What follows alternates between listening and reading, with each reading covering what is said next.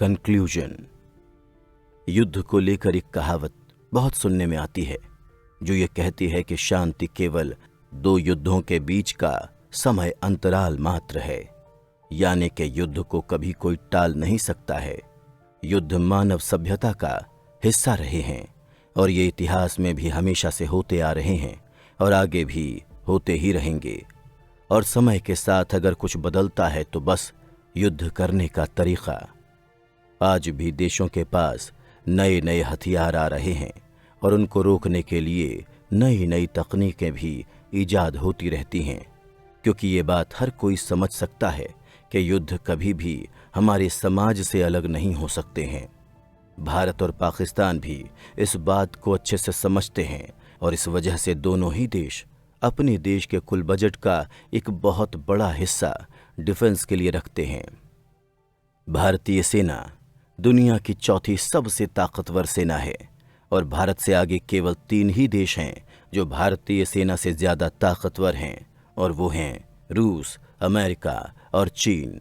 इन 3 देशों में से रूस और अमेरिका के साथ भारत के संबंध काफी अच्छे हैं और अमेरिका के साथ तो भारत के डिफेंस एग्रीमेंट होने की भी संभावना है। इसके साथ साथ आने वाले समय में इस बात की भी उम्मीद जताई जा रही है कि भारत एक समय चीन के बराबर खड़ा होगा। ये भी संभव है कि यूक्रेन और रूस के बीच हो रहे इस युद्ध के बाद रूस इतना ताकतवर नहीं रहने वाला है और रूस की जगह लेने वाला देश भारत ही होगा।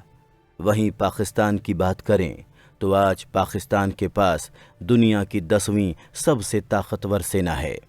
पाकिस्तान की सरकार अपने बजट का एक बड़ा हिस्सा अपनी आर्मी को मॉडर्न करने के लिए इस्तेमाल करती है। अब हमें इस बात पर भी गौर करना चाहिए कि पाकिस्तान की आर्थिक स्थिति भारत की तुलना में काफ़ी कमज़ोर है। एक तरफ जहां भारत की जीडीपी $3 ट्रिलियन के आसपास पहुंचने वाली है, तो वहीं पाकिस्तान की जीडीपी $300 बिलियन भी नहीं पहुंच पाई है। इसके अलावा पाकिस्तान के अमेरिका के साथ बिगड़े हुए संबंध उसकी इकॉनमी को और भी खराब करने वाले हैं। फिलहाल भारत लगातार अपनी सेना को और एडवांस कर रहा है, क्योंकि कहीं ना कहीं वो दोनों तरफ से दुश्मनों से घिरा हुआ है। इसके साथ ही भारत ने अमेरिका, ऑस्ट्रेलिया और जापान के साथ अपनी डिफेंस स्ट्रैटेजी भी काफ़ी मजबूत की है और इन चारों देशों ने मिलकर क्वाड की भी स्थापना की है, जिसका मुख्य काम साउथ एशिया में चीन के प्रभाव को रोकना है। साल 2020 में भारत और चीन के बीच गलवान घाटी में भी एक झड़प हुई थी, जिसमें भारत के कई सारे जवान शहीद हुए थे और इस झड़प में चीन के भी काफ़ी सारे सैनिक मारे गए थे। वहीं दूसरी ओर पाकिस्तान और चीन दोनों एक दूसरे के काफ़ी करीब आ चुके हैं। चीन का एक बहुत ही बड़ा प्रोजेक्ट CPEC पाकिस्तान में एक बड़े इन्वेस्टमेंट के तौर पर चल रहा है। हालांकि कई सारे एक्सपर्ट्स का ये मानना है कि चीन पाकिस्तान को केवल अपने फ़ायदे के लिए इस्तेमाल करना चाह रहा है।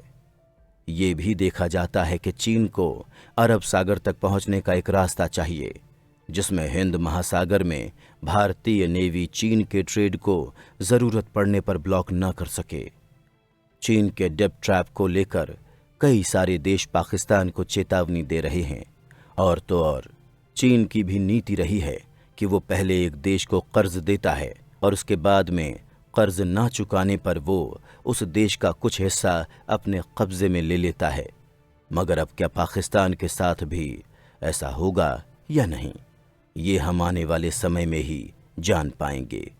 पर जंग के बारे में कई सारे फिलोसोफर्स ने यह कहा है कि इंसान को भले ही जंग करनी पड़ेगी, लेकिन उसकी इच्छा हमेशा जंग ना करने की होनी चाहिए, क्योंकि इसके बिना दुनिया में शांति होना संभव नहीं है और जंग की वजह से करोड़ों आम लोग भी अपनी जान गंवाते हैं।